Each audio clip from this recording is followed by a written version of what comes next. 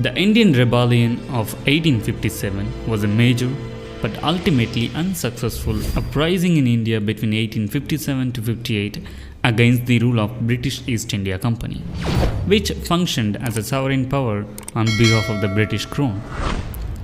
The event is known by many names including the Sepoy Mutiny, the Indian Mutiny, the Great Rebellion, the Revolt of 1857, the Indian Insurrection, and India's First War of Independence.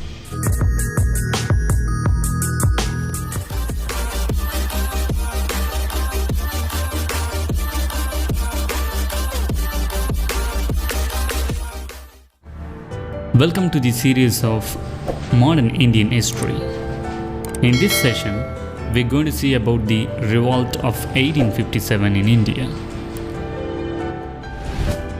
The Indian Rebellion of 1857 was a major but ultimately unsuccessful uprising in India between 1857 to 58 against the rule of British East India Company, which functioned as a sovereign power on behalf of the British Crown. The event is known by many names including the Sepoy Mutiny, the Indian Mutiny, the Great Rebellion, the Revolt of 1857, the Indian Insurrection, and India's First War of Independence.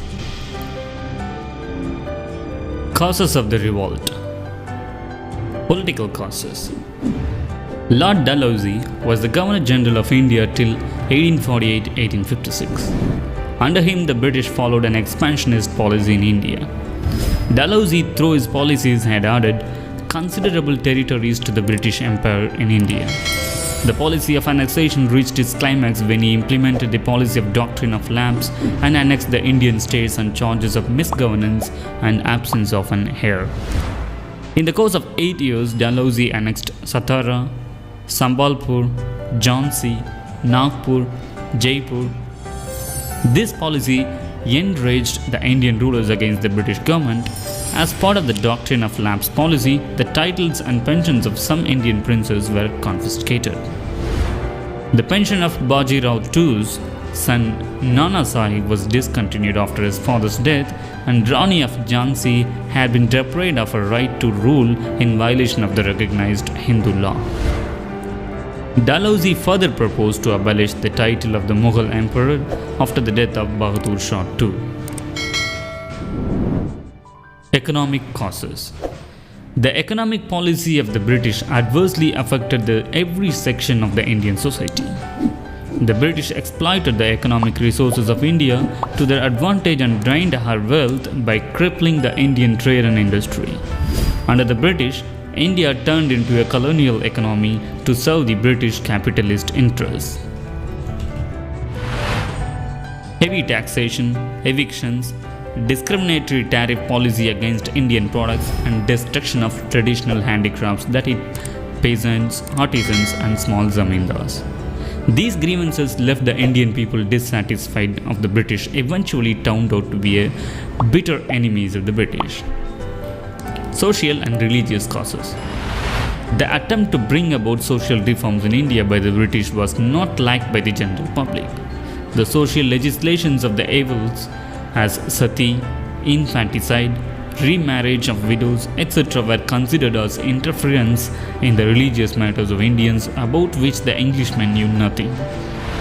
The introduction of English education, the propagation of the work of the Christian missionaries, and the changing of the Hindu law of property with a view to facilitate the conversion of Hindus to Christianity alarmed many Orthodox Indians.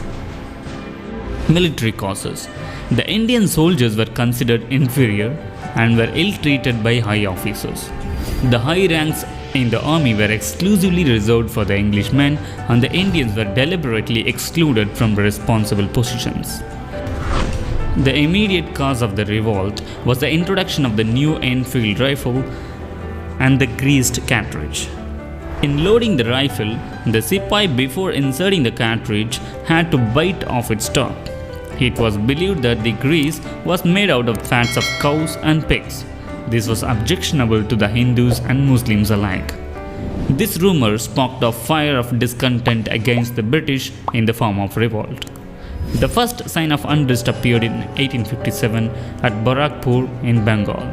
A Sepoy, Mangal Pandey, on 29th March 1857 killed senior officers on parade and started the revolt. Course and spread of the revolt. The revolt spread to Berhampur in Bengal. On 24th April 1857, about 90 men of the native cavalry stationed at Meerut refused to accept the greased cartridges. 85 of them were dismissed and sentenced to 10 years imprisonment. On 10th May, the revolt started at Meerut and mutineers, after killing some of their officials, marched towards Delhi. On 12th May, Delhi was seized and Bahadur Shah too was proclaimed the Emperor of India. The real command was in the hands of Bakht Khan, who had led the revolt at Bareilly and brought the troops to Delhi. In Kanpur, the revolt was led by Nana Sahib, who declared himself of the Peshwa and governor of Bahadur Shah. Tantia Top did most of the fighting. Rebels defeated General Vindam outside Kanpur. In Lucknow, the revolt was led by Hazrat Mahal, the Begum of Awadh. She had proclaimed her young son British Kadiraj, the Nawab of Awadh, against the wishes of the British. Henry Lawrence, the British resident, was killed in Lucknow. Jhansi. After some initial vacillations, Rani Lakshmibai assumed the leadership of the mutiny. After being defeated at Jhansi, she captured Gwalior with the help of Tantia Top and Afghan guards. Bareilly. Khan Bahadur Khan proclaimed himself as the Nawab and led the revolt there.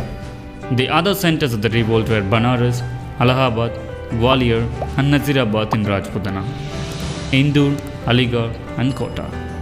At all these places, the Sepoys killed the senior officers and other Europeans, in many cases not even sparing women and children.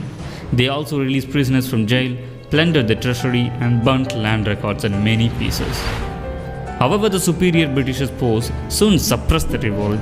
Bahadur Shah too provoked to be a weak leader. Delhi was recaptured on 20th September 1857 by John Nicholson. Bahadur Shah was arrested and deported to Rangoon, where he died in 1862. The rebels were defeated by General Havelock in Kanpur.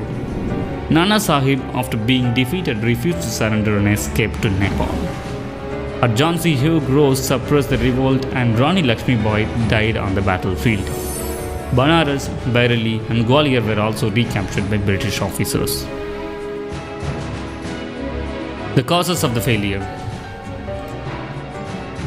The revolt was highly localized and restricted to North India.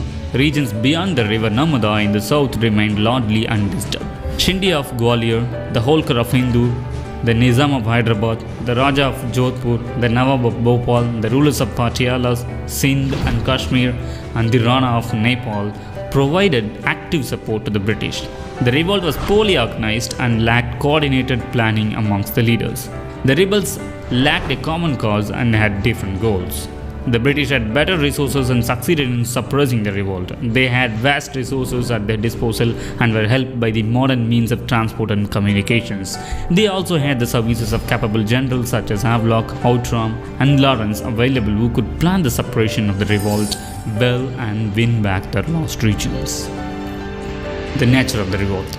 Historians have described the nature of the rebellion of 1857 variously.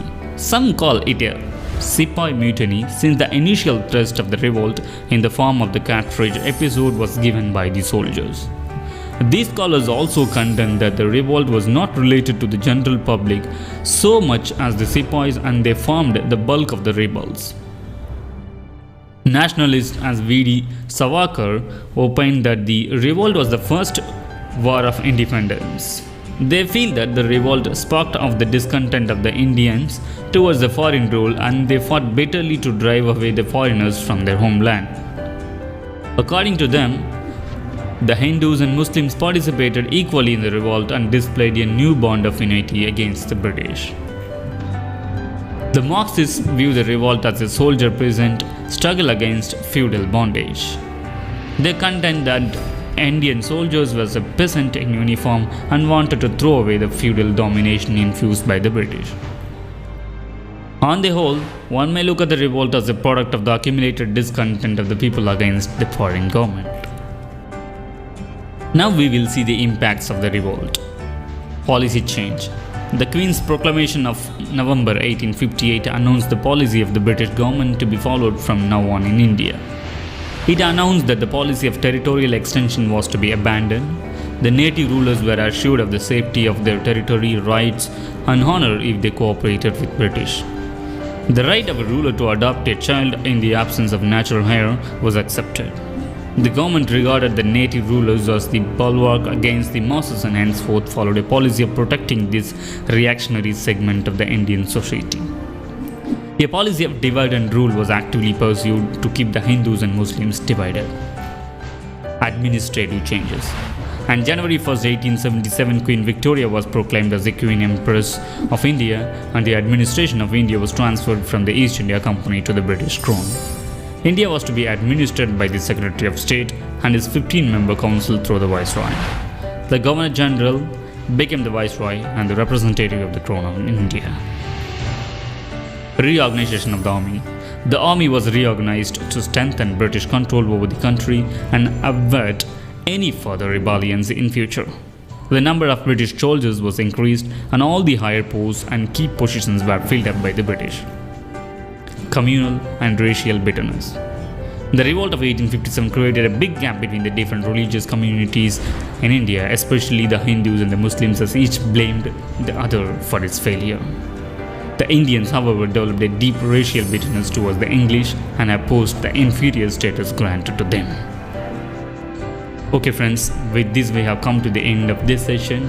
If you watched till this, you have liked our show.